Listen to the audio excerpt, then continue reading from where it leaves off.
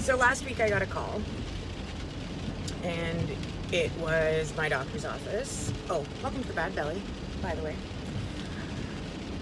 And my appointment, which was scheduled for the 9th at a private clinic, which you may remember was initially a little bit alarming to me because I was like, why can't I just wait and do it? Because his whole thing was, if we do it in the hospital, you're going to have to wait too long, so I'm going to take you to this clinic. And then I got a call saying, we're not going to the clinic. He's moved you back to the hospital. Which I'm sure is just, you know, a scheduling conflict or something. But it threw me for a loop. And it threw me for a loop for a few reasons. Reason number one, I have anxiety. And anytime I have it set in my mind that something's going to go a certain way, I'm also an Aries. Doesn't help.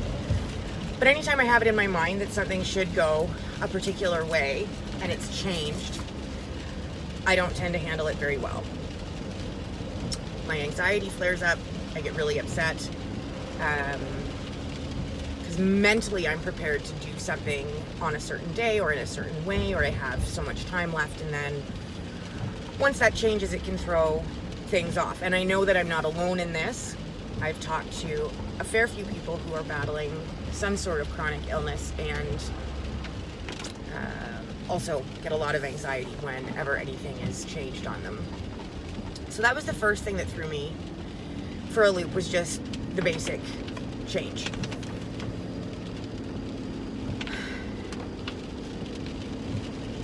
It threw me for a loop, as I discussed in my other video, because of the possible ramifications to the challenge stage of my FODMAP diet. But that's gonna be what it is. It's good because it gives me more time to set up for Christmas. I can get that done before I go in because I'm not sure how I'm gonna react to it. It's upsetting to me because even though I don't think he's moved it to the hospital for a reason, I think it's just a scheduling conflict or something along those lines. I don't like going back to the hospital first and foremost because my super irrational line of thinking was that if I was in a clinic and he found something he didn't like, or he didn't like the stint placement or whatever, I would just get sent home. But if I'm at his hospital and he finds something, my fear is that he will keep me. And I don't quite have my head all the way around that, and I really don't think I want to. Like, I'm trying not to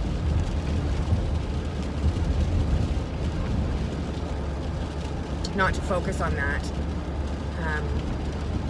I'm going to distract myself by setting up Christmas. I'm one of those psychos who usually on the 1st of November, once I get the Halloween stuff down, I like to get started with my annual Christmas prep. Now, I don't turn anything on until Remembrance Day. I'm big on that too. But I think if I'm going to go to all that trouble and work to set up Christmas, why on earth wouldn't I enjoy it for more than just a couple of weeks?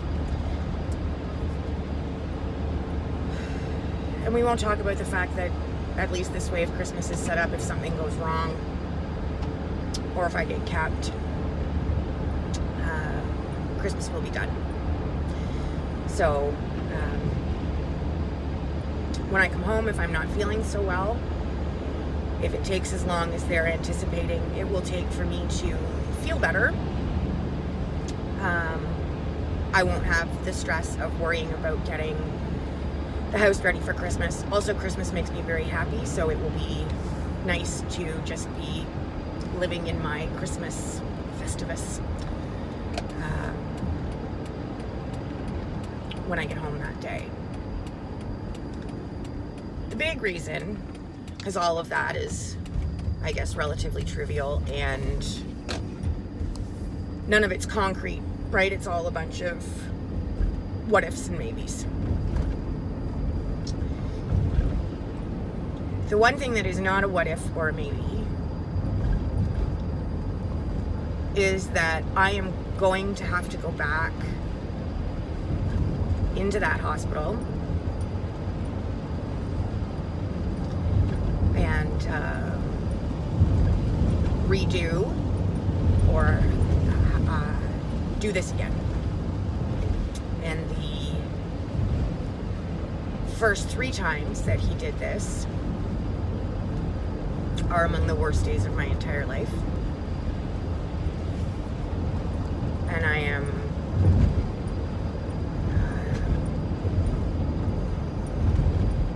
I don't even know what the word is. I'm thinking terrified, but that's not the right word. Apprehensive.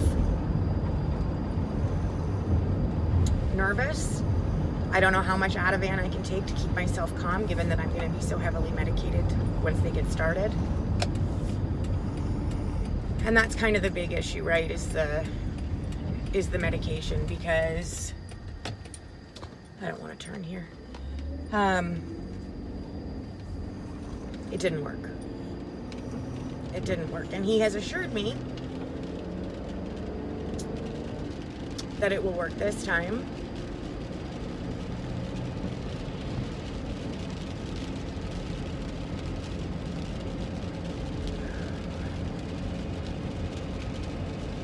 In my mind, of course, if you've watched these videos before, you'll know that when I space out like that, it's because the movies are playing in my brain again. It'll be easier this time because I'm not obese. So the process before, for example, just the logistics of doing these procedures on an obese person, I think is significantly harder. I'm 100 pounds lighter than I was at least for the first one of these procedures that he did. And of course it was difficult before because I was so heavy, because I had to be strapped sideways to a wall, right? And that's not, I don't think that's easy to do with anybody, but I'm betting if you weigh $105, it's a hell of a lot easier on not just the equipment, but on the staff themselves, than if you weigh like 240 pounds, for example.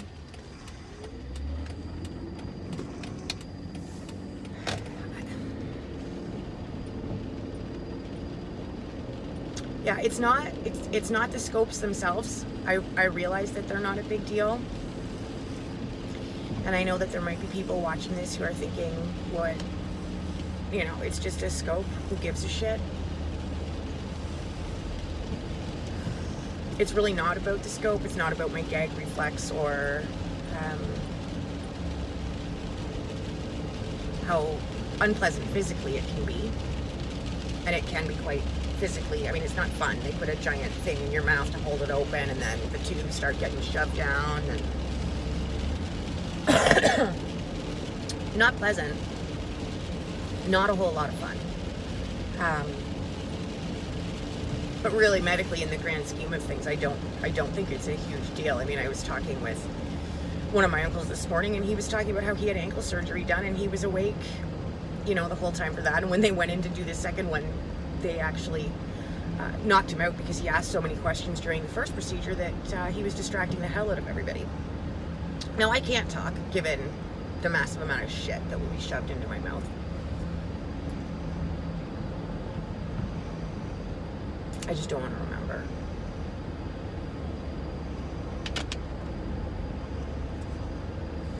And I'm worried from a PTSD perspective of what, like, I'm afraid I'm going to panic.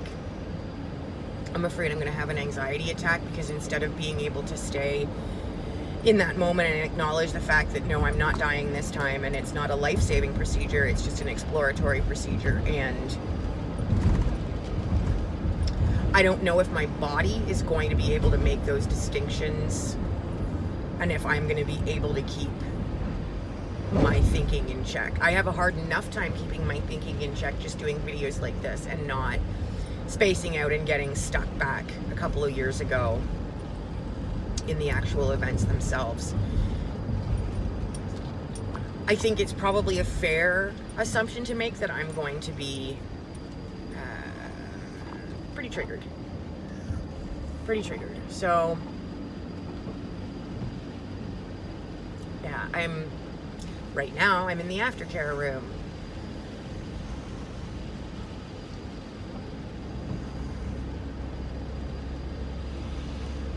It's gonna be fine. I wasn't just giving everybody the finger there. Sorry, I just realized what I was doing. I know it's gonna be fine. It's just coping with the emotions, coping with everything that it brings up.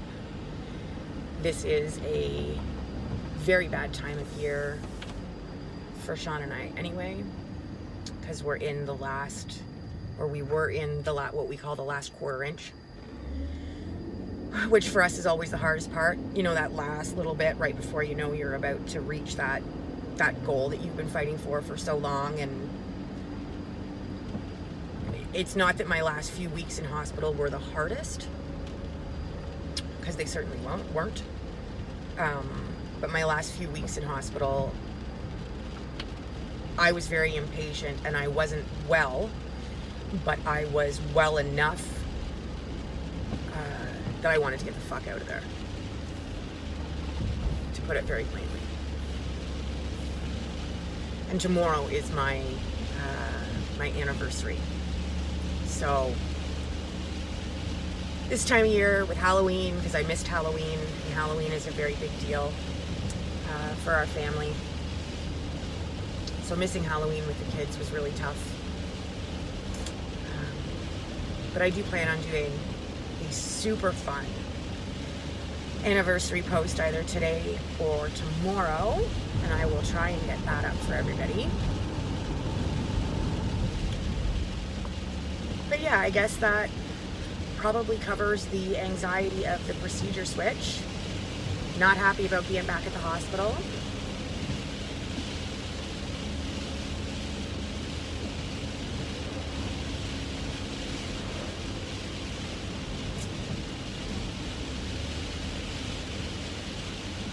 I don't know.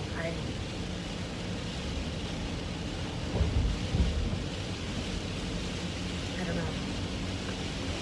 So here's the thing. I believe it's going to go well. I don't necessarily believe it's going to be a positive experience, but it's something that needs to be done. So I might as well just do it and get it over with. I'm trying to cut myself some slack because I know that everything's relative, and that while this might not be a big deal for somebody else, it is a big deal for me. Not because it's physically a big deal, but because of the psychological implications of it all for me. So I'm trying not to beat myself up too much. But I don't want to wallow in it either, because there's really no point in that, and I don't see how it's helpful or productive. So it's just one more thing to add to the list. I think too, I had really hoped things would be over. It surprises me, I guess, and disappoints me a little bit that this is still ongoing. It probably shouldn't. You don't get as sick as I got and get to just pop out of a hospital bed and walk home. It's amazing that I got out of that hospital bed as quickly as I did. And it's amazing that I've recovered as well as I have. So I guess rather than worry about, I don't know, I don't even think about things like fairness, but rather than focus or dwell on, gosh, why isn't this over yet? I think I'll just be grateful that I'm as far down the road as I am, and that I have a team that's as proactive as they are. Because I don't want to fall through the cracks, and I don't want to jeopardize my health in any way. So I'm grateful to have a team that's so on top of things for me.